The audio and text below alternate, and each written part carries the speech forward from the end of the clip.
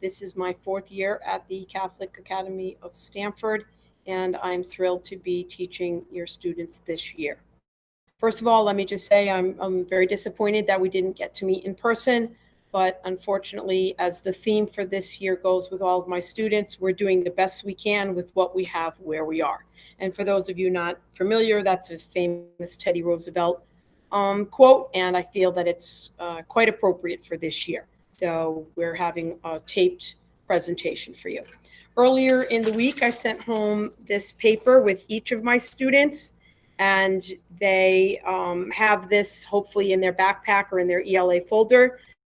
This is a list of the policies and procedures and the curriculum that we'll be working with this year. First and foremost, my goal with the students this year is to meet them where they are academically. We haven't been in school for 6 months. As much work as we did at CAS with the students, with Zoom and Google Meets and assignments, there are bound to be gaps. It is my goal to fill the gaps, and once we fill the gaps, then we can move on full speed ahead. But I don't want to stress the students out, and I do want to meet them where they are academically, wherever that may be. Currently, we are doing our Admentum testing. We'll finish that in about a week. Once we've done that, they'll be placed on their path, and they'll be on their path until the next assessment, which would probably be sometime in December.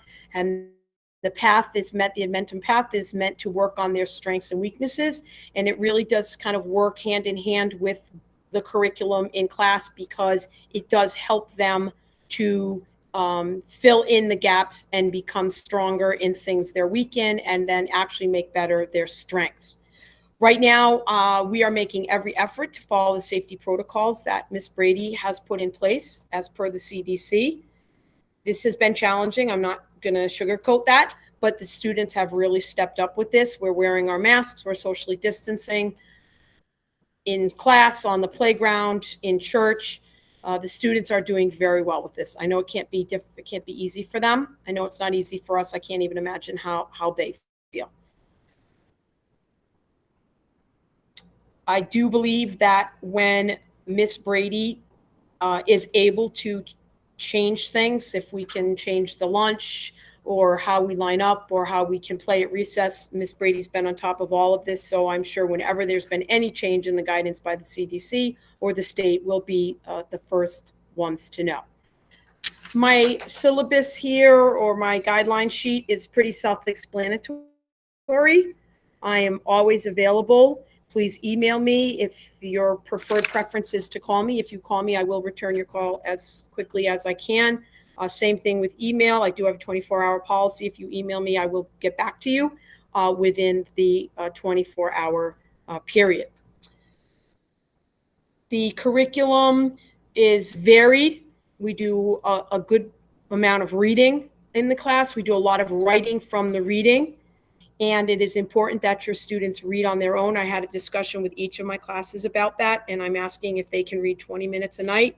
I think that's important. Whatever they want to read, reading is still reading. And that does, believe it or not, that exposure to reading will help them be better writers long term.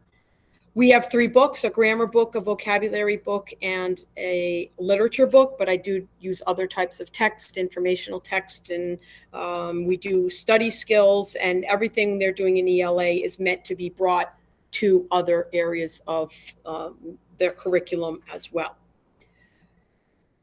The homework is, when we get to doing homework, I'm not assigning homework right now, we're testing. The homework will be written on the board in the classroom. Then it will also be posted to Google Classroom.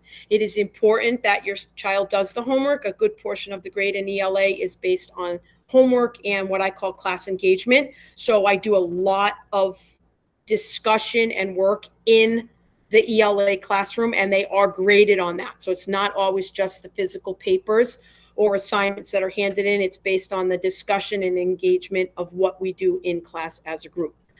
I can't do group work right now or small groups. When we can get to that, I will. I'm trying to work on some creative ways of being able to do it, maybe by row or socially distanced. But again, I'm not there yet. I think the planning is the most important part of that.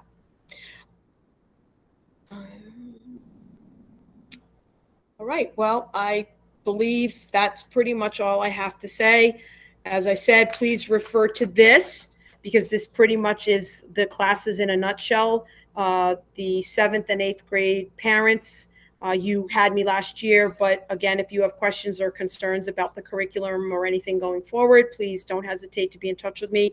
6th grade parents, you don't know me if you came and met me at the meet and greet or over the summer, but again, your concerns are always valid to me, so please don't hesitate to reach out to me.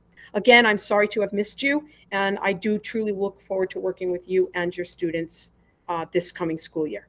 Thank you very much.